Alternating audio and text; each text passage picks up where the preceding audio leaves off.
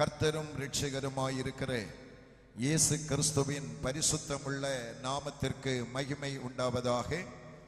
இந்த அருமையான திருச்சபையின் மூலமாக நடைபெறுகிறதான இந்த நற்செய்தி கூட்டங்களிலே நாங்கள் குழுவாக ஆண்டவருடைய பணிகளை நிறைவேற்றுவதற்கு தேவன் எங்களுக்கு தந்த இந்த நல்ல சிலாக்கியத்திற்காக நானும் ஆண்டவரை ஸ்தோத்தரிக்கிறேன். அன்பான அழைப்பினை தந்த திருச்சபையினுடைய போதகர், சபை செயலர், சபைக்குழு உறுப்பினர்கள், இன்று கர்த்தருடைய நாமத்து நிமித்தம் கடந்து வந்திருக்கிற சகோதர சகோதரிகளாகிய உங்கள் அனைவருக்கும் சகலவிதமான ஆறுதலின் தேவனும் அகில உலக இரட்சகருமாயிருக்கிற இயேசு கிறிஸ்துவின் இனிய நாமத்தினாலே என்னுடைய அன்பின் நல் வாழ்த்துக்களை தெரிவித்துக் கொள்ளுகிறேன். தேவன் தாமே உங்கள் ஒவ்வொருவரையும் அபரியாய் ஆசீர்வதிப்பாராக. அருமையான சகோதர சகோதரிகளே, நாம் நம்புகிற நம்முடைய வாழ்விலை மையமாக வைத்து நம்முடைய வாழ்வை எல்லாம் ஆசீர்வதிக்கிற அந்த இயேசு கிறிஸ்து ஒரு நாளும் தம்மை தேடி வருகிற தம்முடைய பிள்ளைகளை கைவிட்டதாக வேதத்திலும் வரலாற்றிலும் கண்டுகொள்ள முடியாது. வருத்தப்பட்டு பாரம் சுமக்கிற எல்லாரையும் அவர் அழைக்கிறார். எந்த மதம், எந்த திருச்சபை, எந்த கோத்திரம், எந்த பாஷை, எந்த நாட்டாராக இருந்தாலும் நீங்கள் என்னிடத்திலே வாருங்கள், நான் உங்களுக்கு மன அமைதியை தருவேன், மன ஆறுதலை தருவேன், நான் உங்களுடைய வாழ்விலே இளைப்பாறுதலை கட்டளையிடுவேன், என்னுடைய சமாதானத்தை நான் உங்களுக்கு தருவேன் என்று வாக்களித்தவரை நம்பி கடந்து வந்திருக்கிறதானே இந்த வார்த்தைகளை கேட்க போகின்றதானே உங்கள் எல்லாருக்கும் இயேசு இந்த இரவில் அழைப்பை கொடுத்திருக்கிறார். அவர் அழைத்து உங்களை வெறுமையாய் அனுப்புகிறவர் அல்ல. பசியோடு இருந்த ஜனங்களுக்கு ஆகாரத்தை கொடுத்தார். பிசாசின் பிடியிலே அகப்பட்டவர்களை விடுதலையாக்கினார். வியாதிகளினாலே மருத்துவர்களாலும் வருத்தப்படுத்தப்பட்டு கொண்டிருந்தவர்களுக்கு வியாதியில் இருந்து சுகத்தை கொடுத்தார். எல்லாவற்றிற்கு மேலாய் மன அமைதியை இழந்திருந்தவர்கள், நாளைய தினத்தை குறித்த கவலையோடு இருந்த எல்லா மனிதனுக்கும் நம்பிக்கையை கொடுத்தார். அன்புக்குரியவர்களே, இயேசு கடந்து சென்ற கிராமங்கள், பட்டணங்கள், நகரங்கள் எல்லா இடங்களிலும் ஜனங்கள் அவரை சூழ வந்து கொண்டே இருந்தார்கள். எந்த ஒரு இடத்திலும் வெறுமையாக இயேசு கடந்து செல்லவில்லை. ஒரு நிமிடத்தை கூட வீணாக செலவிட்டதே இல்லை. அவர் வாயிலிருந்து எந்த தவறான வார்த்தையும் வெளிப்பட்டதாக நீங்கள் காண முடியாது. அவருடைய ஒவ்வொரு அசைவும் மனித வாழ்விலே மாற்றங்களை கொண்டு வந்தது. அவருடைய பார்வையிலே விடுதலை, வார்த்தையிலே விடுதலை, அவருடைய உமிழ்நீரிலும் அற்புதம் நடந்தது. அன்புக்குரியவர்களே, இயேசு கிறிஸ்துவை நம்புவதும் அவரை மையமாக கொண்டு வாழ்க்கையை ஓட்டுவதும் ஒரு நாளும் உங்களை வெட்கப்படுத்துவதில்லை. நல்லது. அவரையும் அவருடைய வார்த்தைகளையும் நம்முடைய உள்ளங்களில் ஏற்றுக்கொள்ளும் பொழுது அவருடைய அன்பு நம்முடைய இருதயங்களிலே ஊற்றப்படுகிறது. நாம் பாடமாய் வாசிக்க கேட்டதானே யோவான் எழுதின சுவிசேஷம் 3ஆம் அதிகாரம் அதனுடைய 16வது வசனத்திலே தேவன் தம்முடைய ஒரே பேரான குமாரனை விசுவாசிக்கிறவன் எவனோ அவன் கெட்டு போகாமல் நித்திய ஜீவனை அடையும்படிக்கு அவரை தந்தருளி இவ்வளவாய் உலகத்திலே அன்பு கூர்ந்தார். God so loved the world. ஆங்கில வேதம் சொல்லுகிறது இவ்வளவாக அன்பு கூர்ந்தார் என்று சொல்லுவதற்கு இதைவிட ஒரு அன்பை மனிதன் புரிந்து கொள்ளுவதற்கு அல்லது தேவனுடைய அன்பை ஆழமாக ஒரு மனிதன் தன் இதயத்திலே பதித்துக் கொள்ளுவதற்கு வேறு ஒரு பதம் இல்லை என்பதையும் நாம் கண்டு கொள்ளுகிறோம். உலகத்தை இன்றைக்கு நீங்கள் கவனித்து பாருங்கள். உலக அன்பு ஒருவருக்கொருவர் தேய்ந்து கொண்டே வருகிறது. அது உலகளாவிய விதத்திலே நடந்து கொண்டிருக்கின்றன. அது திருச்சபைக்குள்ளும் இருக்கின்றன, ஆன்மீக குடும்பங்களுக்குள்ளே இருக்கின்றன, உலக தலைவர்களுக்குள்ளே இருக்கின்றன. இன்று ஒரணியிலே நிற்கிறவர்கள் நாளைய தினம் அணிமாறி விடுகிறார்கள். அன்பு இன்றைக்கு கசந்து கொண்டே இருக்கிறது. எத்தனையோ குடும்பங்கள் விவாகரத்துகளுக்கு நீதிமன்றங்களை தேடி செல்லுகின்றன. திருமணம் ஆடம்பரமாய் நடைபெறுகிறது, ஆசீர்வாதமாய் நடைபெறுகிறது. அதிலும் இன்றைய புள்ளி விவரம் சொல்லுகிறது அநேக திருமணங்கள் தேவாலயத்திலே நடந்த திருமணங்கள் தான் நீதிமன்றங்களை தேடி சென்று கொண்டிருக்கிறதாம். ஏன் அன்புக்குரியவர்களே, அன்பிலே மனிதன் பூரணப்படுவதில்லை. அன்பிலே பூரணமடையாதபடிக்கு கிறிஸ்துவனுடைய அன்பு மனிதனுடைய இருதயத்திலே ஊற்றப்படாதபடியினாலே எப்படி ஒருவருக்கு ஒருவர் அன்பு செலுத்த வேண்டும், எப்படி கணவன் மனைவி பெற்றோர் பிள்ளைகள் உறவினர்கள் நண்பர்கள் சகோதர சகோதரிகள் எப்படி அன்பிலே ஊற்றப்பட வேண்டும் அல்லது உறைந்து இருக்க வேண்டும் என்பதை மனித வாழ்வு இன்றைக்கு கண்டுபிடிக்க முடியாமல், அந்த தெய்வீக அன்பு இல்லாமல் மனிதன் இன்றைக்கு தன்னையே வெறுத்து கொள்ளுகிறான். அநேகர் தற்கொலை செய்து கொள்ளுகிறார்கள், அநேகர் ஊரை விட்டே ஓடி மறைந்து விடுகிறார்கள், அநேக கொலை மாதகங்கள் நடக்கின்றன. எத்தனை பேர் பெற்ற பிள்ளையை சுவரிலே அடித்து மோதுகிறார்கள், அடித்து கொலை செய்கிறார்கள். கணவன் மனைவியை கொலை செய்கிறான், மனைவி கணவனை கொலை செய்கிறான். பிள்ளைகளுக்கு விரோதமாய் பெற்றோருக்கு விரோதமாய் பிள்ளைகள் எழும்புகிறார்கள். இதற்கு ஒரே ஒரு காரணம் இயேசு சொல்லுகிறார், அவருடைய அன்பை மனிதன் புரிந்து கொள்ளவில்லை. தேவன் எப்படி மனிதனிடத்திலே அன்பு கூர்ந்தார், ஒரு தெய்வீக அன்பு எப்படி மனிதனை தேடி வந்தது. வேத பகுதிகளை நீங்கள் வாசித்து பார்க்கும் பொழுதெல்லாம் ஒரு தாய் தன்னுடைய பிள்ளையை எவ்வளவு நேசிக்க முடியும்? பெற்ற தாய் தன் பிள்ளைக்கு இறங்காமல் தன் பாலகனை மறந்தாலும் நான் உன்னை மறப்பதில்லை என்று மனிதனை படைத்த கடவுள் நமக்கு சொல்லி இருக்கிறார். நாம் ஒருபோதும் பெற்ற பிள்ளையை மறந்து விடுவதில்லை. எவ்வளவுதான் பிரச்சனைகள் இருந்தாலும் பிள்ளையை பராமரிக்கிறோம், பிள்ளைகளை பாதுகாக்கிறோம். ஆனால் வேதாகமத்தின் நாட்களிலே ஒரு தாய் தன்னுடைய பிள்ளையை கொன்று சமைத்து சாப்பிட்டதை வேதத்திலே நாம் கண்டுகொள்ள முடியும். 2 ராஜாக்களின் புஸ்தகம் 6ஆம் அதிகாரம் 25 முதல் 30 வரையுள்ள வசனங்களிலே அந்த ஊரிலே பெரிய பஞ்சம் தலைவிரித்தாடுகிறது. பிள்ளைகள் சத்து கொண்டே இருக்கிறார்கள். ஒரு தாய் என்ன செய்கிறாள்? பிள்ளையை சமைத்து அவள் சாப்பிட்டு விடுகிறாள். நம்முடைய உள்ளத்திலே ஒரு கேள்வி வருகிறது, ஏன் இந்த துரோகமான செயலை இந்த தாய் இந்த குழந்தைக்கு செய்ய வேண்டும்? அவள் வேண்டும் என்று செய்தவள் அல்ல. காலத்தின் கட்டாயம் இந்த நிலைமைக்கு அந்த தாயை தள்ளிவிடுகிறது. ஒரு தாய் தன்னுடைய பிள்ளையின் மேலே காட்டுகிற அன்புக்கு ஒரு எல்கை இந்த உலகத்திலே இருக்கிறது. இதை தாண்டி அன்பை பெற்றுக்கொள்ளவும் அன்பை காட்டவும் முடிவதில்லை. அதை போல எனக்கு அருமையானவர்களே, ஒரு தகப்பன் அல்லது ஒரு கணவன் என்ற பார்வையில் குடும்பத்தின் மேல் எவ்வளவு அன்பை காட்ட முடியும்? ஆதியாகமத்தின் புஸ்தகம் 21ஆம் அதிகாரம் 9, 10 வசனங்களை நீங்கள் வாசிக்கும் பொழுது, ஆபிரகாமுக்கு பிறந்த இஸ்மவேல், ஆகார் அந்த தாயையும் அந்த குழந்தையையும் ஆபிரகாம் வீட்டை விட்டு வெளியேற்ற வேண்டிய கட்டாயம் இருக்கிறது. ஆபிரகாம் விசுவாசிகளின் தகப்பன், தேவனுடைய சிநேகிதன் என்ற பெயர் பெற்றவன். ஒரு தேவன் ஒரு மனிதனோடு பேசுகிறார். ஒரு சிநேகிதனோடு பேசுவதை போல ஆபிரகாமோடு தேவன் பேசுகிறார். இந்த ஆபிரகாம் தான் பெற்று வளர்த்தின அந்த செல்ல குழந்தையையும் அந்த தாயையும் ஏன் வீட்டை விட்டு வெளியேற்ற வேண்டும்? அந்த நிகழ்வு நமக்கு சொல்லுகிறது, அந்த குழந்தையும் தாயும் வனாந்தரத்திலே சாக போகிறார்கள். துருத்தியிலே இருந்த தண்ணீர் தீர்ந்து போகிறது. அந்த குழந்தையினுடைய நாவு மேல்மாயோடு ஒட்டி கொள்ளுகிறது. குழந்தை அலறுகிறது, தாய் அலறுகிறார். ஏன் இந்த நிலைமைக்கு இந்த குடும்பம் தள்ளப்பட வேண்டும்? ஆபிரகாம் வேண்டும் என்று செய்தவன் அல்ல. அந்த குடும்பத்தின் சூழ்நிலை இந்த நிலைக்கு அவனை தள்ளிவிடுகிறது. ஒரு தகப்பன் அல்லது ஒரு கணவன் தன்னுடைய குடும்பத்தின் மேலே காட்டுகிற ஒரு அன்புக்கு இந்த உலகத்திலே ஒரு எல்கை, இதை தாண்டி அன்பை நாம் பெற்றுக்கொள்ள முடிவதில்லை. அதை போல அருமையானவர்களே, ஒரு மனைவி எப்படி கணவன் மேல் எந்த அளவு அன்பு செலுத்த வேண்டும் எல்லாருக்கும் தெரியும். யோபுவனுடைய வாழ்க்கை வரலாற்றை எல்லாரும் நாம் படித்திருக்கிறோம், அறிந்திருக்கிறோம். யோபுவின் புஸ்தகம் 2ஆம் அதிகாரம் அதனுடைய 9வது வசனத்திலே அந்த மனைவி யோபுவை பார்த்து என்ன சொல்லுகிறாள்? அந்த தேவனை தூஷித்து ஜீவனை விட்டுவிடும். ஏன் இந்த மனைவி தன்னுடைய கணவனிடத்திலே அன்பில்லாதவைகளாய் சொல்லுகிறாளா? இல்லை.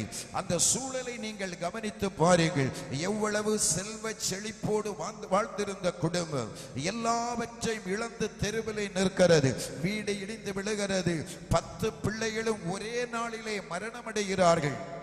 அந்த யோபு தன்னுடைய அந்த வேதனையான அனுபவத்தை சொல்லும் பொழுது 6ஆம் அதிகாரம் 1-2 வசனங்களில், என்னுடைய இதயத்தில் இருக்கிற கவலையை, என்னுடைய பாரத்தை ஒரு தராசிலே வைத்து எடை போட்டு பார்த்தால் அது கடற்கரை மணல் எல்லாவற்றையும் ஒரு தட்டிலே வைத்து, என்னுடைய வேதனை கவலையை இன்னொரு தட்டிலே வைத்து எடை போட்டு பார்த்தால் என்னுடைய கவலை சொல்லி முடியாத அளவுக்கு எடையுள்ளதா இருக்கிறது.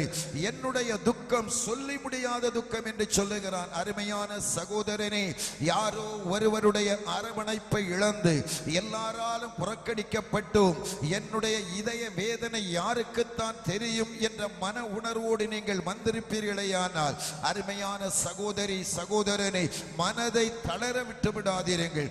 இங்கே அருமையான மனைவி ஆலயத்திலே உடன்படிக்கை எடுத்தவள்தான். எல்லாம் இழந்து நிற்கும் பொழுது எல்லாவற்றிற்கும் மேலாய் அந்த யோபுவனுடைய உச்சந்தலை முதல் உள்ளங்கால் வரை பருக்களினாலே நிரப்ப பெற்றிருக்கிறான். வேத பண்டிதர்கள் சொல்லுகிறார்கள், அது தோலில் இருந்து முளைத்த பருக்கள் அல்ல, எலும்பிலிருந்தே முளைத்து வந்ததா. ஆகவேதான் அவன் சொல்லுகிறான், என்னுடைய பற்களை மூடுவதற்கு கொஞ்சம் தோல் மட்டும் எனக்கு இருக்கிறது, எல்லாவற்றை இழந்து நிற்கிறேன். இப்பொழுது அரவணைப்பை கொடுக்க வேண்டிய மனைவி என்ன எண்ணுகிறார்? இந்த துயரத்தை எத்தனை நாட்கள் நான் இந்த வீட்டிலே நான் காண முடியும்? பிள்ளைகள் செத்து போயிருக்கிறார்கள், வீடு தரைமட்டமாக்கப்பட்டிருக்கிறது, சொத்து சுகங்கள் எல்லாம் சூறையாடப்பட்டிருக்கிறது, வேலையாட்கள் கொலை செய்யப்பட்டு கிடக்கிறார்கள். என்னுடைய கணவனை இந்த நிலையிலே எத்தனை நாள் நான் பார்த்துக் கொள்ள முடியும்? எவ்வளவுதான் அன்புக்குரியவர்கள் நம்முடைய வீட்டிலே பாதிக்கப்பட்டாலும் அவருக்கு 1 மாதம் 2 மாதம் 3 மாதம் 1 வருடம் அந்த நாட்கள் செல்லும் பொழுது நம்மையும் அறியாமலே ஒரு எண்ணம் வருகிறது, கடவுள் இவரை எடுத்துக்கொண்டால் நலமாயிருக்கு. இது வேண்டும் என்று எண்ணுகிற எண்ணம் அல்ல. இந்த மனைவி கணவனை பார்த்து வேண்டும் என்று சொல்லுகிறவர்கள் அல்ல. இதைவிட என்னால் இந்த துக்கத்தை தாங்க முடியாது, இதற்கு மேலா என்னால் தாங்கிக் கொள்ள முடியாது. ஆகவே அந்த தேவனை மறுதலித்து விடும், அந்த தேவனை நீ தூஷித்து ஜீவனை விட்டுவிடும் என்று சொல்லுகிறார். ஒரு மனைவி தன்னுடைய கணவன் மேலே காட்டுகிற அன்புக்கு இந்த உலகத்திலே ஒரு எல்கை, இதை தாண்டி நாம் பெற்றுக்கொள்ள முடிவதே இல்லை. அநேக ஆதாரங்கள் செய்தித்தாள்களிலே வருகின்றன. ஒரு குடும்பம் எப்படி சிதைக்கப்படுகின்றன, எத்தனை பேர் கொலை பாதகத்தின் நிமித்தம் கணவன் மனைவி பெற்றோர் பிள்ளைகள் சிறையிலே இன்றைக்கு வாடிக்கொண்டிருக்கிறார்கள். உலக அன்புக்கு ஒரு எல்கை இந்த உலகத்திலே இருக்கிறது. ஒரே வீட்டிலே இந்த பிள்ளைகள் எப்படி பெற்றோரிடத்திலே அன்பு செலுத்துகிறார்கள். இயேசு அழகான ஒரு ஓமையை சொன்னார். லூக்கா எழுதின சுவிசேஷம் 15ஆம் அதிகாரம் அதனுடைய 11-12 வசனங்களில், ஒரு தகப்பனுக்கு 2 குமாரர்கள் இருக்கிறார்கள். இளையவன் வாலிப வயதை அடைந்தவுடனே தகப்பனிடத்திலே போர்க்கொடியை தூக்கி விடுகிறான். என்னுடைய அனைத்து சுதந்திரத்தையும் என்னுடைய பெயருக்கு நேர் எழுதி தந்துவிடும், நான் உம்மோடு வாழ விரும்பவே இல்லை. அநேக குடும்பங்களிலே இன்றைக்கு நடக்கின்றன. சொத்து சுகங்கள் இருக்கிறவர்கள் பிரச்சனையோடு இருக்கிறார்கள், இல்லாதவர்களுக்கு கவலை இல்லை என்று இன்னொரு கூட்டம் சொல்லுகிறது. எந்த நிலையிலும் இந்த தகப்பன் இந்த மகனை தன்னை விட்டு பிரிக்க வேண்டும் என்று விரும்பவே இல்லை. இவன் தகப்பன் அவனோடு கெஞ்சுகிறான், என்னுடையவைகள் எல்லாம் உனக்குரியவை, ஏன் என்னை விட்டு நீ போகிறாய்? கெஞ்சி கூத்தாடி இருக்க வேண்டும். இப்பொழுது அந்த இளைய குமாரன் இல்லை, உம்மோடும் இந்த வீட்டில் நான் வாழ விரும்பவில்லை, தயவு செய்து நான் வெளியே போகிறேன், எனக்குரிய அனைத்து சுதந்திரத்தை தந்துவிடும். அன்புக்குரியவர்களே, இந்த இடத்திலே தகப்பனுடைய அன்பை புறந்தள்ளின மகனாக வீட்டை விட்டு வெளியேறி விடுகிறார். இந்த உலகத்திலே பெற்றெடுத்த பிள்ளைகள் பெற்றோர் மேலே காட்டுகிற அன்புக்குரிய எல்கை, இதை தாண்டி அன்பை நாம் பெற்றுக் கொள்ள முடிவதே இல்லை. சில வருடங்களுக்கு முன்னால் கேரளா மாநிலத்திலே நடந்த ஒரு நிகழ்வை நீங்கள் செய்தித்தாள்களிலே வாசித்து அறிந்திருப்பீர்கள். ஒரு வீட்டிலே பெற்றோரை அந்த பிள்ளைகள் முதியோர் இல்லத்திலே அரசு காப்பகத்திலே கொண்டு சேர்த்தார்கள். அரசினுடைய நியமத்தின்படியாக பிள்ளைகள் நல்ல நிலையில் இருக்கிறார்கள், ஆனால் அவர்களுடைய பெற்றோரை இந்த விடுதிகளை தங்க வைக்க முடியாது. அந்த அரசாங்க நிர்வாகம், அந்த நிர்வாகம் அவர்களுடைய பின்னணியத்தை பார்க்கும் பொழுது பிள்ளைகள் எல்லாரும் நன்றாய் படித்து நல்ல வேலையில் இருக்கிறார்கள், பட்டணங்களிலே வீடுகளை கட்டி குடியிருக்கிறார்கள். அந்த நிர்வாகம் பிள்ளைகளை திரும்ப அழைத்தது. அவர்கள் சொன்னார்கள், இந்த பெற்றோரை இந்த விடுதியிலே நாங்கள் தங்க வைக்க முடியாது, ஏனெனில் பிள்ளைகளாகிய நீங்கள் நல்ல வசதியுடன் வாழ்கிறீர்கள், ஏன் இந்த பெற்றோரை இந்த வீட்டிலே இந்த விடுதியிலே கொண்டு விட்டீர்கள்? அதற்கு பிள்ளைகள் என்ன சொன்னார்கள் என்றால், நாங்கள் நாங்கள் சிறுவர்களாய் இருக்கும் பொழுது குடிசையிலே வாழ்ந்து கொண்டிருந்தவர்கள். என்னுடைய தாயும் தகப்பனும் கூலி வேலை செய்துதான் எங்களை படிக்க வைத்தார்கள். இப்பொழுது நாங்கள் நன்றாக படித்தோம், நல்ல வேலை கிடைத்தது, பட்டணங்களிலே மாடி வீடுகளை கட்டி குடியிருக்கிறோம். குடிசையிலே வாழ்ந்த பெற்றோர் இந்த வீட்டிலே வாழ்ந்து அவர்களுக்கு பழக்கமே இல்லை. ஆகவே எங்களுடைய வீட்டிலே இவர்களை இப்பொழுது வைக்க முடியாது. அந்த நிர்வாகம் கேட்டுக்கொண்டதன்படியே பிரமாணத்தை பத்திரத்தை வாங்கி இவர்கள் எங்களுடைய பெற்றோர் அல்ல என்று சொந்த பிள்ளைகளை எழுதி சிக்னேச்சரை போட்டு கொடுத்து அவர்கள் போய்விட்டார்கள். அன்புக்குரிய சகோதரங்களே, யாரோ ஒருவரை இழந்திருக்கிறேன், இல்லை எல்லாரும் என்னை இழந்து விட்டார்கள் என்ற மன உணர்வு உங்களுக்குள் இருக்குமானால் உலக அன்பு இவ்வளவுதான் என்பதை கணக்கிலே வைத்துக் கொள்ளுங்கள். இதை தாண்டி பெற்றோர் பிள்ளைகளிடம் இருந்து அன்பை எதிர்பார்க்க முடியாது. அதே அதிகாரத்திலே இளைய குமாரன் வீட்டை தேடி வருகிறான். இளைய குமாரன் வீட்டை தேடி வந்தவுடனே அந்த மகனை தகப்பனார் அன்போடு ஏற்றுக்கொண்டு பெரிய விருந்தை அந்த வீட்டிலே உண்டு பண்ணுகிறார். அந்த வேத பகுதியை நீங்கள் 15-18 நீங்கள் வாசிக்கும் பொழுது இப்பொழுது வீட்டிலே பெரிய விருந்து நடைபெறுகிறது. இதை இவனுடைய மூத்த சகோதரன் தொலைவிலே கேட்டறிகிறார். இப்பொழுது தன்னுடைய சொந்த சகோதரனை வெறுத்து பகைத்து தகப்பன் ஏற்படுத்தின விருந்திலே கலந்து கொள்ளாதபடிக்கு அவன் அந்த விருந்தை புறந்தள்ளி விடுகிறான். அந்த தகப்பன் மூத்தவனிடத்திலே கேட்டுக்கொள்ளுகிறான், இவன் இளையவன், மரித்து போனவன் திரும்ப உயிர்த்திருக்கிறான், இவன் புறப்பட்டு போனவன், அனைத்தையும் இழந்தவன் திரும்ப தேடி வந்திருக்கிறான், என்னுடைய சந்தோஷத்திலே நீ பிரவேசி என்று கேட்ட பொழுது மூத்த சகோதரன் இளையவனை வெறுக்கிறான்.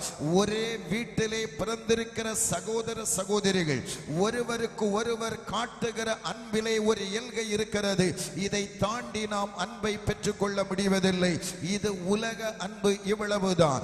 இனி சிநேகிதர்கள், நண்பர்கள், தோழர்கள், தோழிகள் எப்படி ஒருவருக்கு ஒரு அன்பை செலுத்துகிறார்கள்? சங்கீதங்களின் புஸ்தகம் 55ஆம் சங்கீதம் அதனுடைய 12-13 வசனங்கள், 41ஆம் சங்கீதம் அதனுடைய 50வது வசனத்தை நீங்கள் வாசிக்கும் பொழுது சங்கீதக்காரன் சொல்லுகிறான், எனக்கு எதிராளியாய் போனவன், என் மேலே தன்னுடைய குதிங்காலை தூக்கினவன், என்னுடைய சத்துருவாயிருந்தால் பொறுத்திருப்பேன், என்னுடைய பிராண சிநேகிதன், என்னுடைய அப்பம் புசித்தவன், தன்னுடைய குதிங்காலை என்னுடைய தலையின் மேலே தூக்கி என்னை புறந்தள்ளி இருக்கிறான். இதுதான் உலக அன்பு.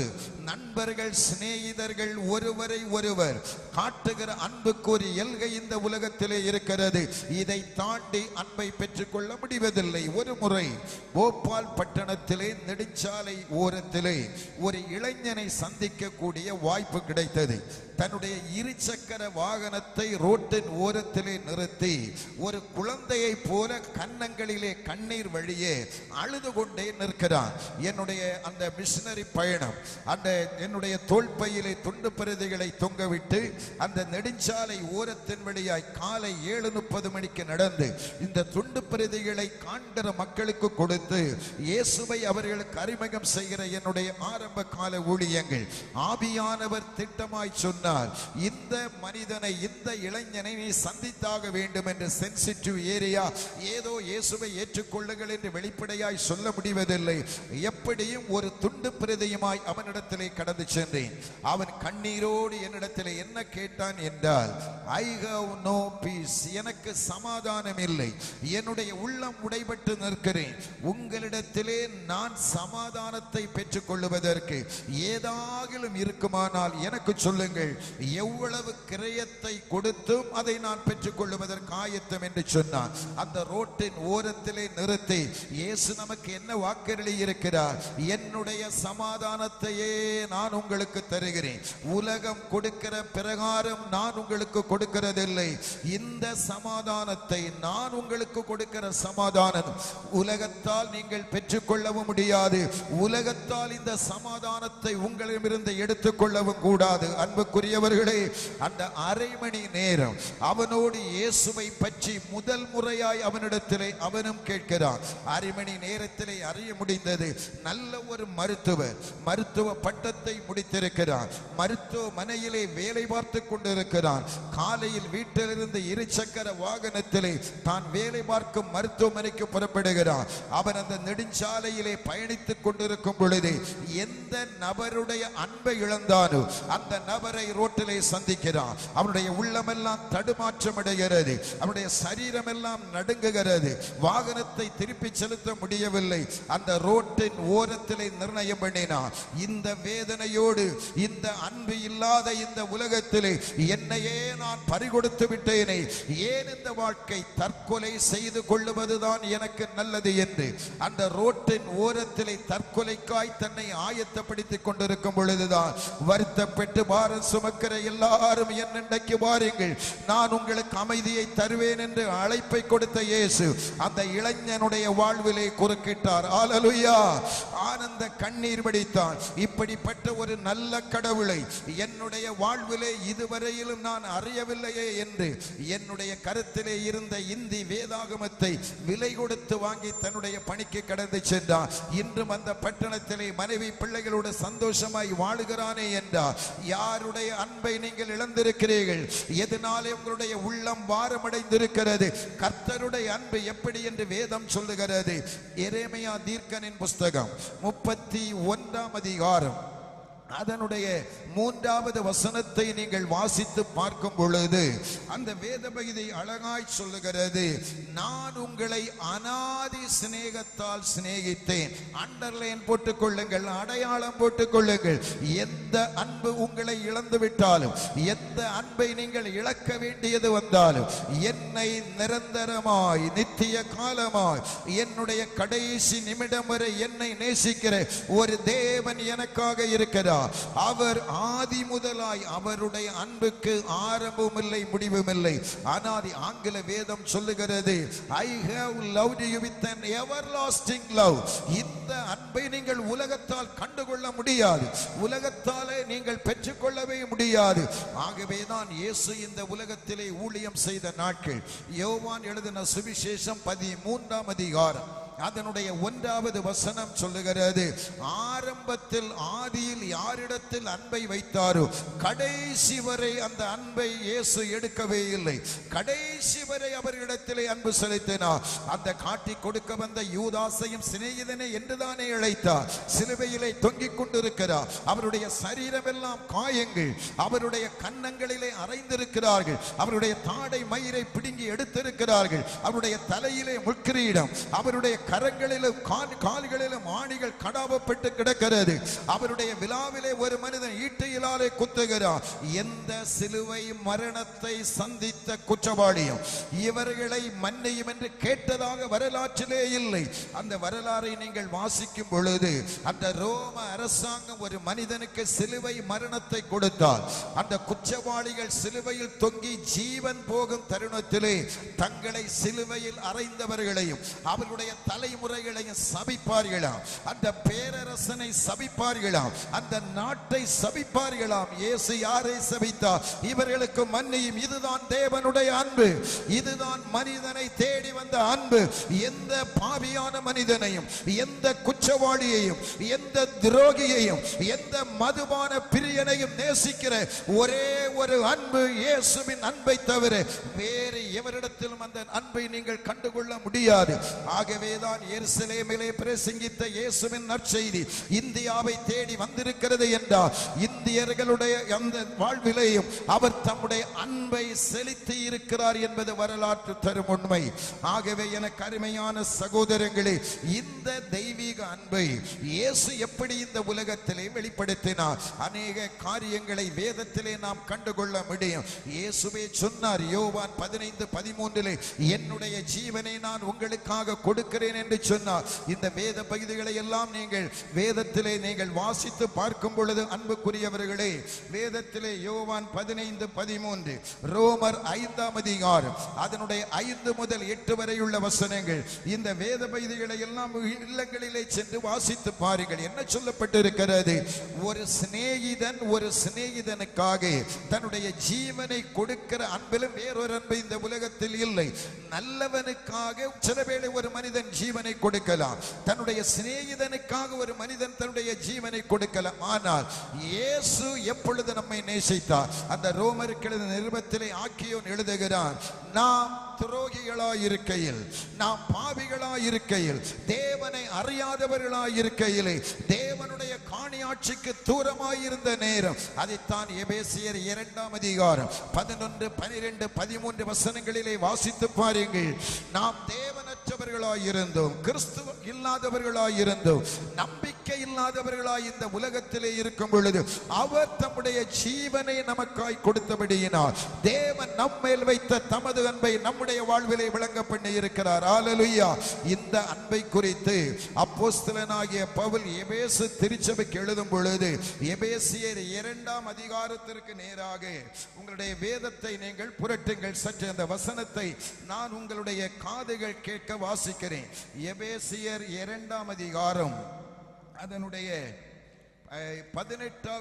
3ஆம் அதிகாரம் அதனுடைய 17வது வசனத்திலிருந்து நான் வாசிக்கிறேன். விசுவாசத்தினாலே கிறிஸ்து உங்கள் இருதயங்களில் வாசமாயிருக்கவும் நீங்கள் அன்பிலே வேரூன்றி நிலை பெற்றவர்களாகி சகல பரிசுத்தவான்களோடு கூட கிறிஸ்துவனுடைய அன்பின் அகலமும் நீளமும் ஆழமும் உயரமும் என்னதென்று அறிந்து அறிவு கெட்டாத அந்த அன்பு, ஹல்லேலூயா, அந்த கிறிஸ்துவனுடைய அன்பை அறிவினாலே அளக்க முடியாத எந்த ஒரு மனிதனுக்கும் அது ஒரு எல்கையை, அந்த கிறிஸ்துவின் அன்புக்கு எல்கையை வைக்க முடியாத. என்ன சொல்லுகிறான்? அறிவுக்கு எட்டாத அந்த அன்பை அறிந்து கொள்ள வல்லவர்களாகும் தேவனுடைய சகல பரிபூரணத்தாலும் நிறையப்படவும் அவர் தமது மகிமையினுடைய ஐஸ்வரியத்தின்படியே உங்களுக்கு அனுக்கிரகம் பண்ண வேண்டும் என்று வேண்டிக் கொள்ளுகிறேன். அப்ப கிறிஸ்துவனுடைய இந்த அறிவுக்கு எட்டாத, அளவிட முடியாது இந்த அன்பு அவருடைய ஜீவனையே நமக்காக கொடுத்த அன்பு, அவர் தம்முடைய இரத்தத்தையே நமக்காக இந்த உலகத்திலே சிந்தின அன்பு. நம்முடைய வாழ்விலே ஒரு கேள்வி வருகிறது, இயேசு கடவுளானால் ஏன் மரணமடைய வேண்டும்? ஏன் அவர் இந்த உலகத்திலே இரத்தத்தை சிந்த வேண்டும்? அன்றைக்கு ராப்போஜன பந்தி அவர் காட்டி கொடுக்கப்படுகிற அந்த இரவிலே அந்த திராட்சரசத்தை எடுத்து அந்த சீடர்களுக்கு சொல்லுகிறார், இது உங்களுக்காக சிந்தப்படுகிற என்னுடைய இரத்தம், இதை நீங்கள் பாவ நிவர்த்திக்கென்று ஏற்றுக்கொள்ளுங்கள் என்று சொல்லுகிறார். என்ன என் அன்புக்குரியவர்களே, இப்படி ஒரு கடவுள் தம்முடைய ஜீவனையே மனிதனுக்காய் கொடுத்துத்தான் மனிதனுடைய ஆத்மாவை மீட்டுக் கொள்ள வேண்டுமா? இயேசு கிறிஸ்துவினுடைய இரத்தம் எப்படி மனித பாவங்களை அது மீட்டெடுக்கும் என்று ஒரு சாதாரணமான இந்த கேள்விகள் இந்த அநேக மேடைகளிலே பேச்சுகளிலே நான் கேட்டிருக்கிறேன். இது தவறு, இது பொய், இயேசுவினுடைய இரத்தம் மனிதனுடைய பாவ அழுக்கை போக்க முடியாது என்று சொல்லுகிறார்கள். இதிலே என்னுடைய இறையியல் கல்லூரியிலே 40 உலக மதங்களை குறித்து என்னுடைய பேராசிரியர்கள் எனக்கு கற்றுத் தந்திருக்கிறார்கள். எல்லா உலக மதங்களும் என்னுடைய கருத்திலே இருக்கிற இந்த கருத்த அட்டை போட்டு இந்த பரிசுத்த வேதம் என்ன சொல்லுகிறோ அதை தான் நமக்கு கற்றுத் தருகிறது. இது வேறு வித்தியாசமான ஒன்றுமே இல்லை. என்ன சொல்லுகிறது மத கிரந்தங்கள்? மனிதன் பாவியாயிருக்கிறான், பாவத்திலிருந்து மனிதன் விமோசனம் அடைய வேண்டுமானால் அவன் இரத்தத்தை கிரயமாக கொடுக்க வேண்டும். இது நியாயப்பிரமாணம். எல்லா கிரந்தங்கள் முடிவு இதைத்தான் சொல்லு. ஆகவேதான் பண்டைய காலங்களிலே ஒரு ஆசாரியன் பாவம் செய்தார், அது காளையை பலியாக கொடுக்க வேண்டும். வேத பிரமாணம் சொல்லுகிறது. ஒரு பிரபு அல்லது ஒரு ராஜா பாவம் செய்தார், ஒரு ஆட்டுக்கடாவை பலியாக கொடுக்க வேண்டும். ஒரு ஆமாத்மி, ஒரு சாதாரண மனிதன், ஒரு விசுவாசி பாவம் செய்தார், ஆட்டுக்குட்டியை பலியாக கொடுக்க வேண்டும். எபிரேயர் அந்த நிருபம் 7, 8, 9 இந்த அதிகாரங்கள வசனங்களை எல்லாம் நீங்கள் வாசித்து தியானித்து பாருங்கள். அதனுடைய விளக்கத்தை ஆழமாக நீங்கள் அங்கே கண்டு கொள்ளலாம். ஏன் அதனுடைய இரத்தம் மனிதனுடைய பாவத்தை போக்க வேண்டும்? இது பிரமாணம் சொல்லுகிற சத்தியம். லேவிய ராகமத்தின் புஸ்தகம் 17ஆம் அதிகாரம் அதனுடைய 11வது வசனம், எபிரேயர் 9ஆம் அதிகாரம் அதனுடைய 22வது வசனத்தை நீங்கள் வாசிக்கும் பொழுது அந்த வேத வசனம் சொல்லுகிறது, இரத்தம் சிந்துதல் இல்லாமல் பாவத்திலிருந்து விமோசனம் இல்லை. இது எல்லா கிரந்தங்களும் சொல்லுகிற சத்தியம். ஆகவேதான் முற்காலத்திலே நரபலியே நம்முடைய தேசத்திலே கொடுத்திருக்கிறார்கள். இப்பொழுதும் சமீபத்திலும் சில சந்தேகங்கள் எழும்பின வழக்குகள் பதியப்பட்டிருக்கின்றன. ஒரு குழந்தை எங்கேயோ ரத்தம் சிந்தி எங்கேயோ காட்டிலோ ஆற்றிலோ எங்கேயோ கிடந்ததா.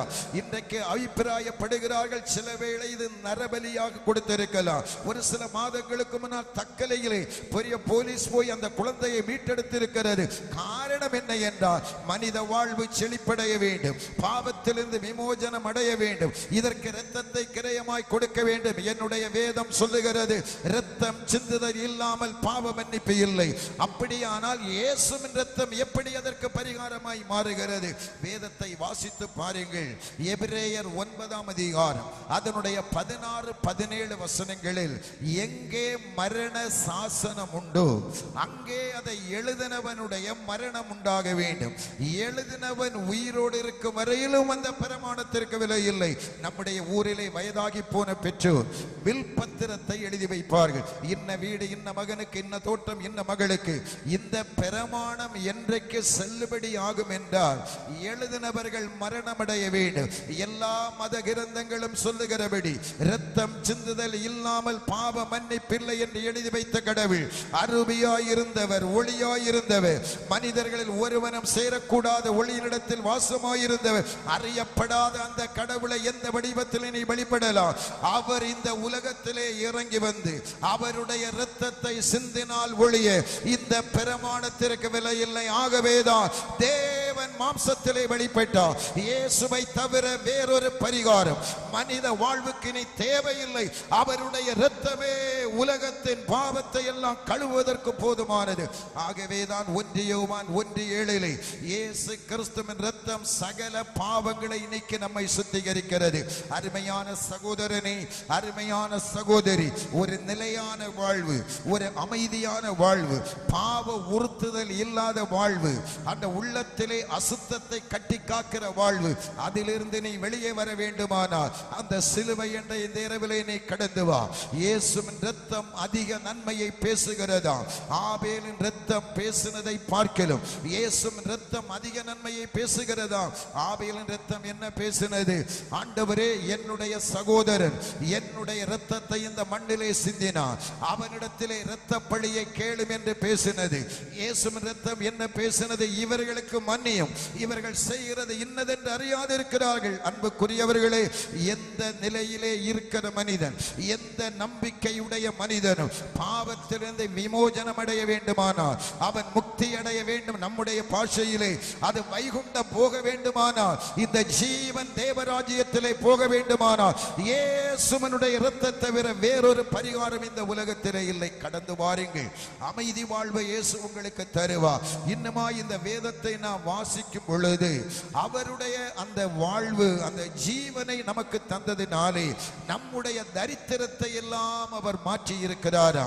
1 கொரிந்தியர் 8ஆம் அதிகாரம் அதனுடைய 9வது வசனத்தை நீங்கள் வாசித்து பார்க்கும் பொழுது, அன்புக்குரியவர்களே, 2 கொரிந்தியர் 8ஆம் அதிகாரம் 9வது வசனம், லூக்கா எழுதின சுவிசேஷம் 4:18. அவர் என்ன சொல்லுகிறார்? கர்த்தருடைய ஆவியானவர் என் மேலே இருக்கிறார். எதற்கு? தரித்திரருக்கு நற்செய்தியை பிரசங்கிப்பதற்காக. அவர் என் மேலே என்னை அபிஷேகம் பண்ணி இருக்கிறார். என்னை இந்த தரித்திர வாழ்வு யாராவது விரும்புகிறோமா? அந்த ஆக்கியோன் அருமையான அப்போஸ்தலனாகிய பவுல் கொரிந்து திருச்சபைக்கு எழுதுகிற கடிதத்தில் எழுதுகிறார், அவர் ஐஸ்வர்யம் உள்ளவராயிருந்தும் அவருடைய தரித்திரத்தினாலே நீங்கள் ஐஸ்வர்யவான்களாய் மாறும்படி அவர் உங்கள் நிமித்தம் தரித்திரரானாரே. தேவனுடைய ஐஸ்வர்யம் என்ன? உலகத்தையே படைத்தவர், ஞானத்தை கேட்ட சாலோமோனுக்கு பொன்னையும் பொருளையும் வாரி கொடுத்தவர் அவர். நீ கேளாத ஐஸ்வர்யத்தை உனக்கு தருகிறேன் என்று சொன்னவர். ஒரு அடி நிலமும் வாழ்விலே இல்லாது ஆபிரகாமை செல்வ சீமானாய் மாற்றினவர் அவர். கடன் பிரச்சனை இருந்த குடும்பங்கள் இருந்திருக்கின்றன. 2 ராஜாக்கள் 4ஆம் அதிகாரம் 1வது வசனம், தரித்திரம். கணவன் உயிரோடு வாழ்ந்த பொழுது அநேகரிடத்திலே கடன் வாங்கி இருந்தான். இந்த ஏழை விதவை 2 குமாரரோடு வாழ்ந்து கொண்டிருக்கிறார். ஐயோ, கடன் கொடுத்தவர்கள் பெற்ற கடனுக்காக இந்த பிள்ளைகளை அடமானமாய் கொண்டு போக வந்திருக்கிறார்கள். அந்த குடும்பத்தினுடைய கதி என்ன? அந்த தாயினுடைய நிலை என்ன? தேவன் எங்கே ஐஸ்வர்யத்தை நமக்கு தருகிறார்? இயேசு எப்படி நம்முடைய வாழ்விலே மாற்றத்தை தருகிறார். அந்த ஏழை குடும்பத்தை ஆண்டவர் கைவிடவே இல்லை. நாம் பெற்றுக்கொண்ட கடனுக்கு ஏதாவது நகைகளோ வீடோ சொத்துக்களோ இருந்தால் அடமானம் வைத்து கடனை தீர்த்து விடலாம். பெற்று வளர்த்தின பிள்ளையை எந்த தாய் கொடுப்பாள்? அன்புக்குரியவர்களே, இந்த தரித்திரத்தை இயேசு தம்முடைய சரீரத்திலே தம்முடைய வாழ்விலே எடுத்தபடியினாலே அந்த வீட்டிலே நடந்த நிகழ்வு என்ன? இருக்கிற கொஞ்ச எண்ணெயை வெறும் பாத்திரத்திலே ஊற்ற சொல்லுகிறான் தேவ மனிதன். அந்த பாத்திரங்கள் நிரம்பிக் கொண்டே இருக்கின்றன. என்னுடைய வேதம் சொல்லுகிறது, இயேசு இல்லாதவைகளை இருக்கிறவளை போல அழைக்க வல்லவர். வீடு இல்லை, என்னுடைய வாழ்விலே வருமானங்கள் இல்லை, என்னுடைய வாழ்விலே வருகிற வருமானங்களாலே குடும்பத்தை நடத்த முடியவில்லை, கணக்கிலே வையாதிருங்கள்.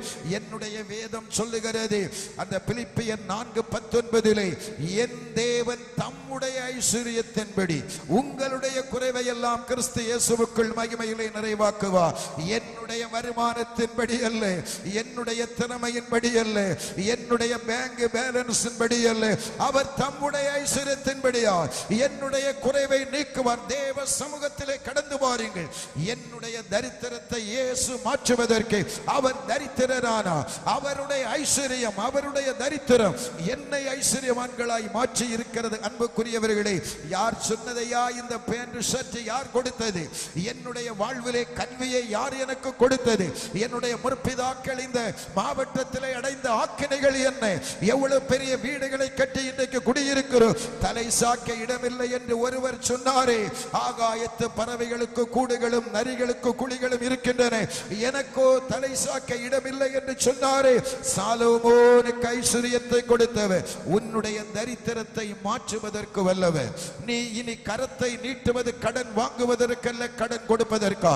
இந்த ஆசீர்வாதத்தை தேவனுடைய வாழ்விலே தருவதற்காகத்தான் இயேசு தரித்திரராய் சிலுவை மரணத்திலே அந்த மரணத்தை சந்தித்தார். பாவத்திற்கு பரிகாரம் அந்த சிலுவையின் ஊடாக தரித்திரத்தை அவர் மாற்றுகிறார். எல்லாவற்றிற்கும் மேலாய் அவருடைய தழும்புகளாலே நாம் குணமடைகிறோமா?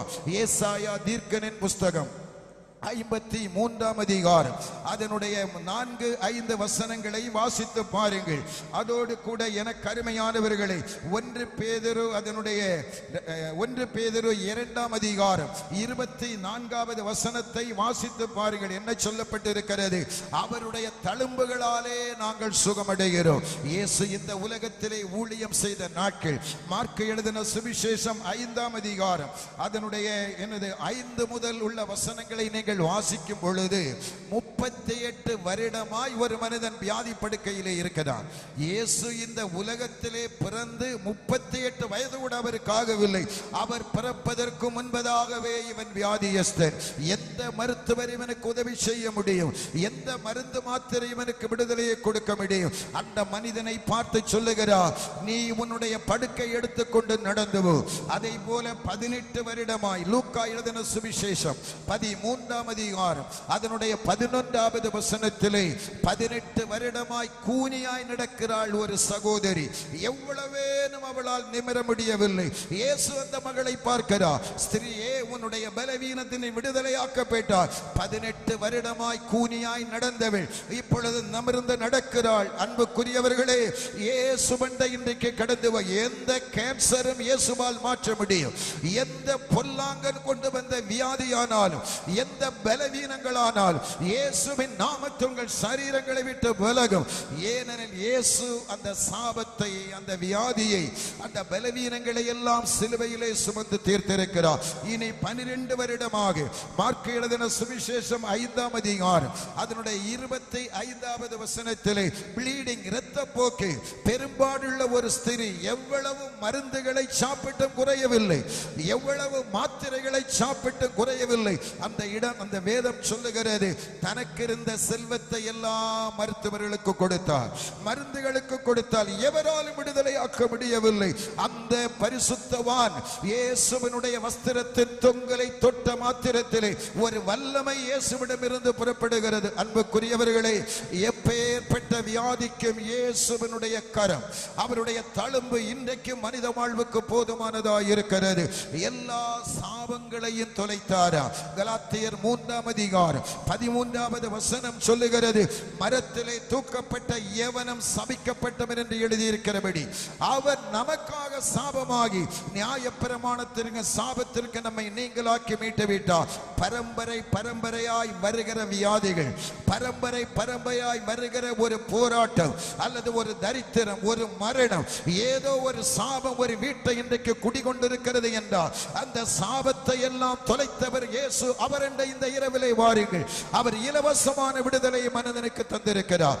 என் அன்புக்குரியவர்களே, இந்த நற்செய்தி கூட்டங்கள் முதல் நாளிலே கர்த்தர் உங்களை சகல நிலைமையிலும் அவருடைய அன்பை உங்கள் இருதயங்களிலே ஊற்ற வேண்டும் என்று விரும்புகிறார். அந்த தேவனுடைய அன்பு, அந்த கிறிஸ்துவின் அன்பு உங்கள் இருதயங்களே ஊற்றப்பட்டு விட்டாலே உலக பகையை சந்தோஷமாய் ஏற்றுக்கொள்வீர்கள். யார் உங்களை வெறுத்தாலும் கவலைப்பட மாட்டீர்கள். உலக இன்பத்தை சுலபமாய் வெறுத்து தள்ளுவீர்கள். எந்த பாவத்திற்கு நீங்கள் அடிமையாக மாட்டீர்கள். இது கிறிஸ்துவின் அன்பு. எதையும் கண்டு நீங்கள் வேதனைப்பட மாட்டீர்கள். உங்கள் வீட்டிற்குள்ளே இந்த அன்பு கடந்து வருமையானால் ஆண்டவருடைய மகிமையை நீங்கள் அனுபவிக்க முடியும். எந்த நபராலே பாதிக்கப்பட்டிருக்கிறீர்கள், எந்த நபருடைய அன்பை இழந்திருக்கிறீர்கள், யாரிடத்திலே நன்மை எதிர்பார்த்திருக்கிறீர்கள், இயேசுவினுடைய அந்த முகத்திற்கு நேராக, அவருடைய சமூகத்திற்கு நேராக உங்கள் இருதயத்தை இன்றைக்கு திருப்புங்கள். அவர் இன்று உங்களுடைய வாழ்விலே அற்புதங்களை செய்ய வல்லவர். 2 வயது சிறுவனாக நான் இருக்கும் பொழுது ஒரு பொல்லாத வியாதி என்னுடைய சரீரத்திலே கடந்து வந்தது. இரவு நடுராத்திரி அந்த 12ஆம் மணி வேளையிலே என்னுடைய சரீரம் செத்து போக வேண்டியது, மூச்சு திணறல் ஏற்பட்டது. என்னுடைய பெற்றோர் என்னை சுமந்து கொண்டு வைத்தியர்கள் மருத்துவரிடத்திலே ஓடினார்கள். மருத்துவர்கள் வைத்தியர்கள் எல்லாரும் என்னை பரிசோதித்து விட்டு சொன்னார்கள், இந்த அருள்தாஸ் இந்த இரவோடு மரணமடைந்து போவான். இவன் நாளையே காலை காண்பது முடியாத காரியம். என்னுடைய பெற்றோரிடத்திலே சொல்லிவிட்டார்கள், மருத்துவமனையில் குழந்தை மரணம் அடைவதற்கு முன்பதாக அவனை சுமந்து கொண்டு வீட்டிற்கு போய்விடுங்கள் என்று சொல்லிவிட்டார்கள். என்னுடைய பெற்றோருக்கு என்ன செய்வதென்று தெரியாது. அழுகையோடும் புலம்பலோடு என்னை திரும்ப வீட்டிற்கு கொண்டு வந்தார்கள். அது ஒரு கிராமத்திலே இருந்த வீடு. அந்த கிராமமே இரவில் என்னுடைய வீட்டை சூழ்ந்து கொண்டது. எல்லாரும் என்னுடைய மரணத்தை எதிர்நோக்கி இருக்கிறார்கள். என்னுடைய பெற்றோருக்கும் ஒரு புறத்திலே நம்பிக்கை இல்லைதான். எப்படியும் அவர்கள் என்னை அந்த அறையிலே தரையிலே போட்டுவிட்டு என்னுடைய சவ சரீரத்திற்கு முன்பதாய் முழங்காற்படியிட்டு அந்த இயேசு ராஜாவினுடைய முகத்தை தேடுகிறார்கள். ஒருவரி பிரார்த்தனை, அதிகமாய் ஆழமாய் ஜெபிக்க தெரியவில்லை. அவருடைய நாவெல்லாம் தழும்ப அவர்கள் தேவனுடைய சமூகத்திலே சொல்லுகிறார்கள், இயேசுவே, இந்த குழந்தை இந்த இரவோடு மரணமடையும் என்று மருத்துவர்கள் சொல்லி இருக்கிறார்கள். இதோ எங்களுடைய கண்களுக்கு முன்பதாக இந்த குழந்தை கடைசி மூச்சை வாங்க இருக்கிறது. இந்த கிராமம் முழுவதும் என்னுடைய குழந்தையினுடைய மரணத்தை எதிர்பார்த்திருக்கிறார்கள். ஆனால் ஆண்டவரே, நாங்கள் உம்மை நம்புகிறோம் இயேசப்பா. இந்த குழந்தைக்கு நீர் ஒரு ஜீவனை கொடுத்தார். இந்த வியாதியை நீர் இவனை விட்டு மாற்றி இந்த உலகத்தில் இவனை வாழ வைத்தார். உம்முடைய ஒரு ஊழியக்காரனார் இந்த நடுராத்திரி இந்த குழந்தை உம்முடைய கரத்திலே தருகிறோம். அவ்வளவுதான். என் இயேசு கிறிஸ்துவனுடைய அன்பை பாருங்கள். இயேசுவின் நாமத்தில் ஏறெடுத்த ஜெபம், என்னுடைய பெற்றோர் கண்ணீரோடு ஏறெடுத்த அந்த ஒருவரி பிரார்த்தனையை கேட்ட இயேசு பரலோகத்தில் அமைதியாயிருக்கவில்லை. அவர் நடுஇரவென்றும் பாராமல் என்னுடைய மரண படுக்கையில் இறங்கி வந்து அன்றைக்கு இந்த சவ சரீரத்தை தொட்டு சுகப்படுத்தினவர் இந்த நாள் வரை என்னை வாழ வைத்திருக்கிறார் என்றார். இயேசு இன்றைக்கு உயிரோடு இருக்கிறார்.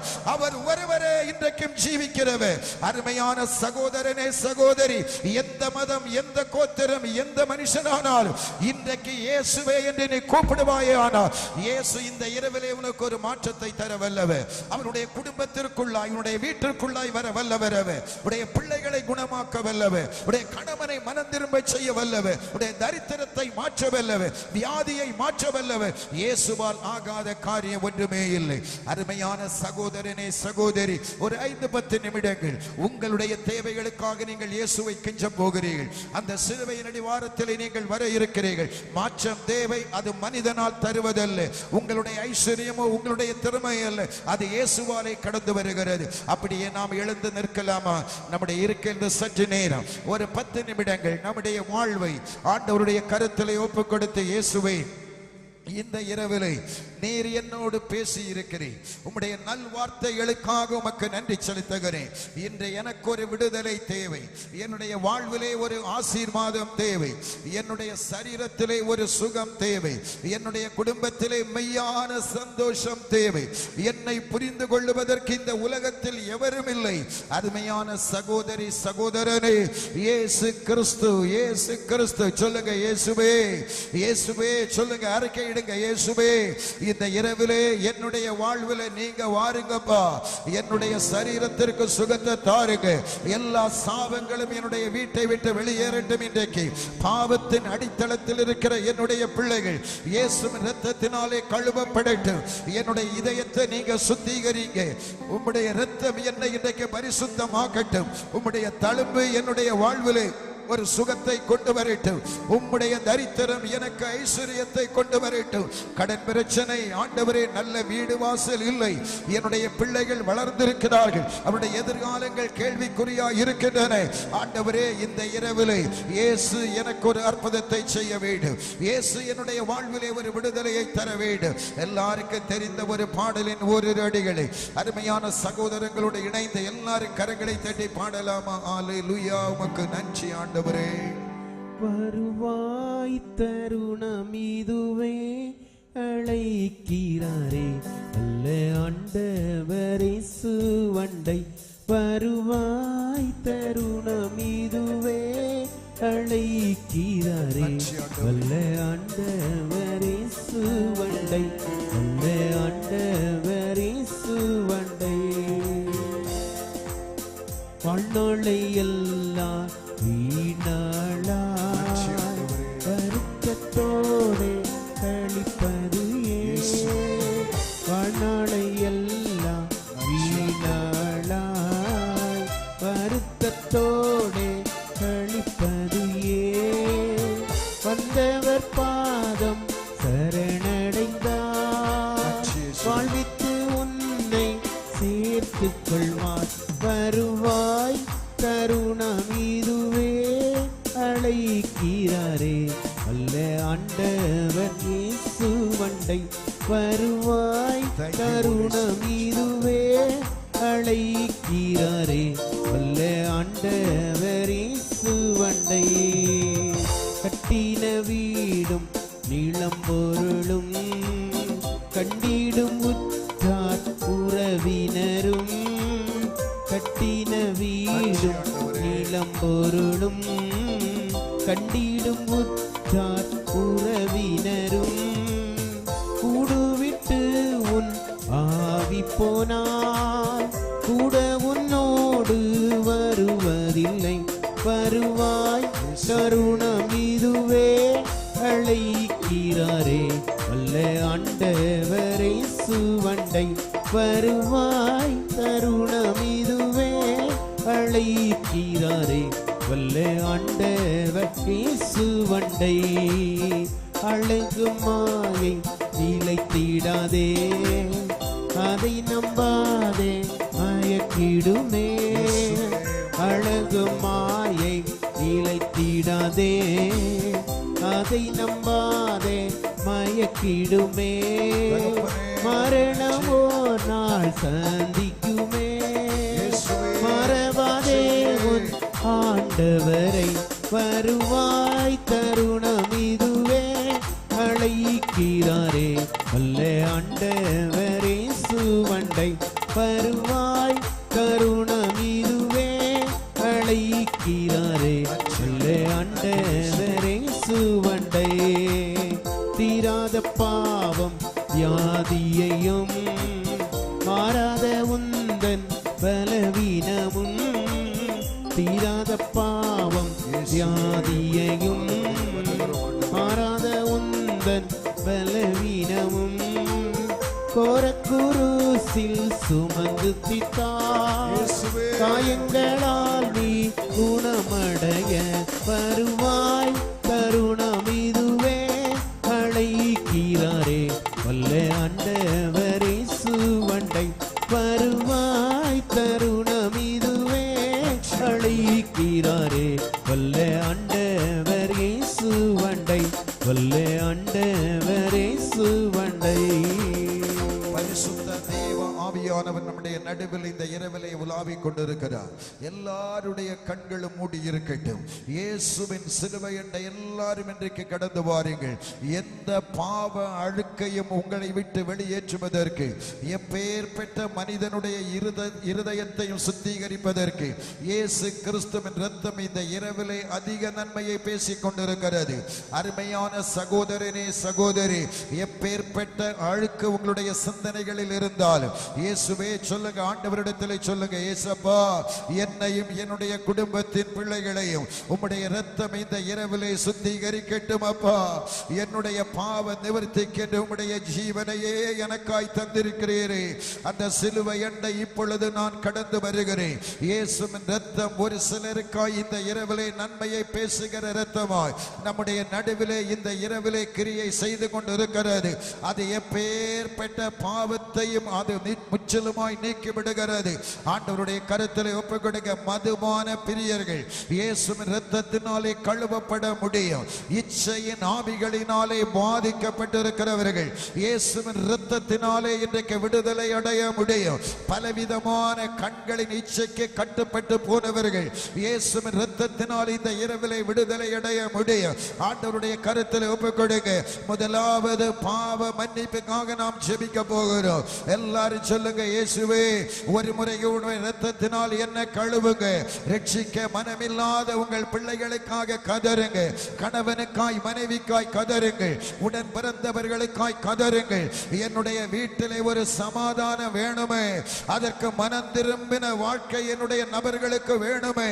இயேசுவே, இந்த இரவிலே எப்பேற்பட்ட மனிதர்களுக்காய் இந்த பிள்ளைகள் ஜெபிக்கிறார்களோ, எப்படிப்பட்ட அழுக்கிலிருந்து நானும் என்னுடைய குடும்பமும் விடுதலை அடைய வேண்டும் என்று கதறுகிறார்களோ, உம்முடைய இரத்தம் இவர்களுக்காய் பேசுவதாக. இயேசுவின் இரத்தம் இந்த இரவிலே இவர்களுக்காய் பேசுவதாக. ஒப்புக் கொடுங்க, ஒப்புக் கொடுங்க. கரங்களை ஒப்புக் கொடுங்க, இதயத்தை ஒப்புக் கொடுங்க, கண்களை ஒப்புக் கொடுங்க, செவிகளை ஒப்புக் கொடுங்க. எந்த தேவனுக்கு பிரியமற்ற காட்சியும் என்னுடைய கண்களினை பார்க்க கூடாது ஆண்டவரே. அந்த அபிஷேக வல்லமை இறங்குகிறது.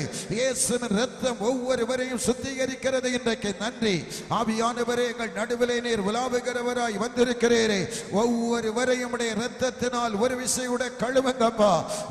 எந்த குடும்பத்திலே நபர்களுக்காய் இவர்கள் வேண்டுதல் ஏறெடுக்கிறார்களோ, அந்த நபர்கள் மேல் உம்முடைய இரத்தம் இந்த இரவிலே தெளிக்கப்படுவதாக. அந்த பிள்ளைகளுக்காய் இயேசுவின் இரத்தம் இந்த இரவிலே அதிக நன்மையை பேசுவதாக ஆண்டவரே. ஹல்லேலூயா. கர்த்தர் நல்லவர், கர்த்தர் நல்லவர். அருமையானவர்களே, பலவிதமான பொருளாதார பிரச்சனையிலே சிக்கொண்டு பெற்ற கடனை திருப்பி கொடுக்க முடியவில்லையே. வருகிற நன்மைகள் எல்லாம் வட்டி கொடுத்து கொடுத்து இன்றைக்கு வீட்டையே இழக்க வேண்டிய சூழ்நிலை வருகிறது. என்னுடைய பிள்ளைகளுடைய எதிர்காலங்கள் என்ன என்ற கேள்வியோடு நிற்கிறவர்களே, இயேசு தரித்திரரானா உங்களுடைய தரித்திரத்தை எல்லாம் மாற்றுவதற்காய், உங்களை ஐஸ்வர்யவான்களாக உயர்த்துவதற்காய் இயேசு உங்கள் நிமித்தம் தரித்திரரானா. வாழ்க்கையிலே வருகிற பிரச்சனை வாழ்க்கையின் முடிவே அல்ல. நசரேயனாகிய இயேசுவே, இந்த பிள்ளைகளை நீர் ஐஸ்வர்யவான்களாய் மாற்றி இருக்கிறீரே. ஆபிரகாமின் தேவனே, ஈசாக்கின் தேவனே, யாக்கோபின் தேவனே, இந்த பிள்ளைகள் மேல் உம்முடைய ஆசீர்வாதத்தை வர்ஷிக்க பண்ணுவீராக. கேளுங்க, வாய்களை திறந்து கேளுங்க. அப்பா, என்னுடைய வீட்டை உம்முடைய ஆசீர்வாதத்தினாலே நிரப்புங்க. உம்முடைய நன்மையினால் என்னுடைய வீட்டை நிரப்புங்க அப்பா. இனி நான் கரத்தை நீட்டுவது கடன் வாங்குவதற்கல்ல, அது கடன் கொடுப்பதற்காக இருக்கட்டும் அப்பா. ஹல்லேலூயா. பொருளாதாரத்திலே பின்தங்கி கிடக்கிறதானே ஒவ்வொரு பிள்ளைகளை ஆசீர்வதிப்பீராக. வருகிற நன்மைகளை ஏதோ ஒரு விதத்திலே தேவையில்லாத செலவினங்களுக்கு செலவு பண்ண வைத்து ஆண்டவரே, பிரச்சனையின் மேல் பிரச்சனை, பொருளாதார பிரச்சனை, பலவிதமான இடுக்கண்கள், கடனின் மேல் கடன் என்று புலம்பிக் கொண்டிருக்கிற, வேதனைப்பட்டு கொண்டிருக்கிற எல்லா பிள்ளைகளுடைய வாழ்விலும் இருக்கிற அந்த தரித்திர ஆவி அந்த குடும்பங்களை விட்டு இயேசுவின் நாமத்திலே மறையட்டும். இந்த நேரத்தில் அந்த வீடுகளை விட்டு வெளியேறட்டும் இந்த இரவிலே. ஹல்லேலூயா, ஹல்லேலூயா. சொல்லுங்க, ஆண்டவரே, உம்முடைய ஐஸ்வரியத்தை எனக்கு தாருங்க, உம்முடைய ஆசீர்வாதத்தை எனக்கு தாருங்க. என்னுடைய திறமையை நம்பவில்லை, என்னுடைய கணவனை, மனைவியை, பிள்ளைகளை, பெற்றோரை நம்பவில்லை. இயேசுவே, உம்முடைய ஆசீர்வாதத்தை நான் விசுவாசிக்கிறேன். அவைகளை இந்த இரவிலே எனக்கு சொந்தமாக்கி தருவீராக இந்த இரவிலே. அல்லேலூயா, அல்லேலூயா. நன்றி அப்பா, நன்றி. பிள்ளைகளுடைய திருமணங்கள் நடைபெறும். நீங்கள் வீடுகளை கட்டி அதிலே குடியிருப்பீர்கள். எந்த கிரயத்திற்காக, எந்த பணத்திற்காக உங்களுடைய உடைமைகளை வைத்து கடன் பெற்றிருக்கிறீர்களோ, இயேசுவின் அதிகாரமுள்ள நாமத்தினாலே அந்த ஏழை விதவையின் வீட்டிலே, அந்த ராஜாக்களின் காலத்திலே கடந்து சென்ற தேவனுடைய ஆசீர்வாதம் இந்த பிள்ளைகளுடைய வீட்டில் இந்த இரவிலே கடந்து வருவதாக, கடந்து வருவதாக இயேசுவின் நாமத்தினாலே. படிக்க வேண்டிய கிருபைகளை கொடுங்கப்பா. பிள்ளைகளுடைய கல்வி வாழ்வின் தேவைகளை சந்திங்க ஆண்டவரே. ஆண்டவரே, வாழ்வின் முன்னேற்றத்திற்காக எந்த பிரயத்தனங்களை எடுத்திருக்கிறார்களோ, தேர்வுகளை எழுதியிருக்கிற பிள்ளைகள், அரசு வேலைக்காய் காத்திருக்கிற பிள்ளைகள், ஆண்டவர் வெளிநாடுகளுக்கு போக வேண்டும் என்று எடுக்கிற முயற்சிகள், அந்நிய தேசத்திலே பணங்களை செலவு பண்ணி ஆண்டவரே போய் அதற்குரிய வருமானம் இல்லை என்று வேதனையோடு நிற்கிற குடும்பங்கள், இயேசுவின் ஐஸ்வரியத்தை பெற்றுக் கொள்ளுங்கள். இயேசு உங்கள் தரித்திரத்தை எல்லாம் சிலுவையிலே ஆணி அடைத்து அவர் முடித்து விட்டார். இனி நீங்கள் தரித்திரர்கள் அல்ல. ஒவ்வொரு குடும்பத்திலும் ஆசீர்வாதத்தை ஆண்டவர் வைக்கிறதற்காக நன்றி. மகிமையின் தேவனங்கள் நடுவிலே உலாவுகிறதற்காக ஸ்தோத்திரம். பலவீனப்படுத்தும் ஆவிகள், வியாதிகளினாலே அலுப்புண்டு கிடக்கிற ஒவ்வொரு பலவீனப்பட்ட சரீரத்திலும் இயேசுவின் குணமாக்க வல்லமை இப்பொழுது கடந்து வரும். என்னுடைய மரண படுக்கையில் இறங்கி வந்து எனக்கு மறுவாழ்வை தந்த இயேசுவே, இதோ இந்த பிள்ளைகள் வியாதியிலிருந்து விடுதலை அடையும்படி செபிக்கிறதானே ஒவ்வொரு பலவீனப்பட்ட சரீரத்திலும் உம்முடைய குணமாக்கும் வல்லமை இந்த இரவில் இறங்கி வருவதாக. 18 வருடம், 38 வருடம், 12 வருடம் என்று வியாதிகளை சுமந்து கொண்டிருந்ததானே ஒவ்வொரு சரீரத்திலும் அற்புதங்களை செய்தீரே. இப்பொழுது வியாதியோடும் பலவீனத்தோடும் வந்திருக்கிறவர்களை உங்கள் வலது கரத்தை வியாதிப்பட்ட இடத்திலே வையுங்கள், அல்லது இதயத்தின் மேலே வையுங்கள். இயேசுவிடம் இருந்து புறப்படுகிற குணமாக்கும் வல்லமை, அவருடைய தழும்பிலிருந்து வருகிற சுகமாக்கும் வல்லமை இப்பொழுது உங்கள் பலவீனப்பட்ட சரீரங்களை தொடங்கியிருக்கிறது. அந்த இருதய பலவீனம் வெளியேறுகிறது. இன்றைக்கு லிவர் லங்ஸுக்குள்ளே தெய்வீக வல்லமை இறங்குகிறது. இன்றைக்கு உங்கள் சிந்தனை மண்டலங்கள், மூளை பகுதியை இயேசுவின் வல்லமை தொடுகிறது. ஹல்லேலூயா, ஹல்லேலூயா. நன்றி. அந்த யூட்ரஸிலே தேவ வல்லமை இறங்கி வருகிறது. அடைபட்ட கர்ப்பம் இயேசுவாலே திறக்கப்படும். கர்த்தருடைய வல்லமை அதை நிரூபிக்க போகிறது. ஹல்லேலூயா. எல்லா கட்டிகள், கேன்சர் கட்டிகள், தைராய்டு கட்டிகள் இயேசுவின் நாமத்திலே வெளியேறட்டும். அவைகள் தெய்வீக வல்லமை எலும்புகளுக்குள்ளே கடந்து வருவதாக, அந்த கிட்னிகளுக்குள்ளே கடந்து வருவதாக. மூட்டுகள் ஆண்டவரே எல்லா தலை முதல் பாதம் வரை குணமாக்கும் வல்லமை அந்த எலும்புகளுக்குள்ளே, நரம்புகளுக்குள்ளே ஆண்டவருடைய தொடுதல் இறங்கட்டும். அந்த பேங்கிரியாசிலே தெய்வீக வல்லமை, அந்த பிளாடரிலே தெய்வ வல்லமை இறங்குகிறது இன்றைக்கு. அல்லேலூயா. உங்கள் கரங்கள், கால்கள் பலன் அடைகிறது. அவ்வப்போது ஒரு பக்கத்திலே வருகிற வேதனை செயலற்று போகிறதை போல அனுபவங்கள் இயேசுவின் நாமத்திலே விலகுகிறது இன்றைக்கு. யாரையாவது படுக்கையிலே வைத்து இந்த இரவிலே நீங்கள் கண்ணீரோடு நிற்பீர்களேயானால் இயேசுவே என்று கூப்பிடுங்க. நான் திரும்பி செல்லும் பொழுது அடுத்த செய்தி எனக்கு நல்ல செய்தி வரட்டும். இயேசுவே, எல்லா வியாதிகளையும் தொலைத்தவரே, சாபங்களை தொலைத்தவரே, உம்முடைய பிள்ளைகளை இந்த இரவிலே விடுதலையாக்குவீராக. உம்முடைய வல்லமை ஒவ்வொருவரையும் ஆட்கொள்ளுவதாக. ஒவ்வொரு சிறு பிள்ளைகள், வாலிபர்கள், பெரியவர்கள், வயோதிபர்கள் ஒவ்வொருவரையும் சந்திங்க. ஒவ்வொருவரையும் உம்முடைய கரத்தினாலே தொட்டு நீர் ஆசீர்வதிக்கிறதற்காய் ஸ்தோத்திரம். உம்முடைய தொடுதலை நீர் வைக்கிறதற்காய் ஆண்டவரே. அவ்வப்போது வருகிற தலைவலி, அந்த ஒரு பக்க தலைவலி மாறுகிறது இந்த இரவிலே. கர்த்தருடைய மகிமை இறங்குகிறது. கர்த்தருடைய தொடுதல் ஆஸ்மை வியாதியை இயேசு குணமாக்குகிறார் இன்றைக்கு. அந்த சாபிக்கப்பட்ட பாரம்பரிய ஆவிகள் இயேசுவின் நாமத்திலே விலகுகிறது இன்றைக்கு. ஒரு தெய்வீக விடுதலை இறங்குகிறது இந்த இரவிலே. இயேசுவே, உமக்கு நன்றி அப்பா, நன்றி ஆண்டவரே. உம்மை நன்றியோடு நாங்கள் ஸ்தோத்தரிக்கிறோம். எங்கள் நடுவிலே நீர் உலாவுகிறதற்காய் ஸ்தோத்திரம். எங்கள் ஒவ்வொருவரை, இந்த பிள்ளைகள் ஒவ்வொருவரை ஆண்டவர் என்று சந்தித்து அனுப்புகிறதற்காக நன்றி. எல்லாரும் கரங்களை தேர்ந்த அந்த இயேசுவுக்கு நன்றியை சொல்லலாமா? எல்லாரும் ஸ்தோத்திர வாய்களை திறந்து உமக்கு ஸ்தோத்திரம் என்று சொல்லுங்கள். எல்லாரும் கரங்களை தட்டி ஆண்டவருக்கு நன்றி என்று சொல்லுங்கள். அல்லேலூயா. நன்றி.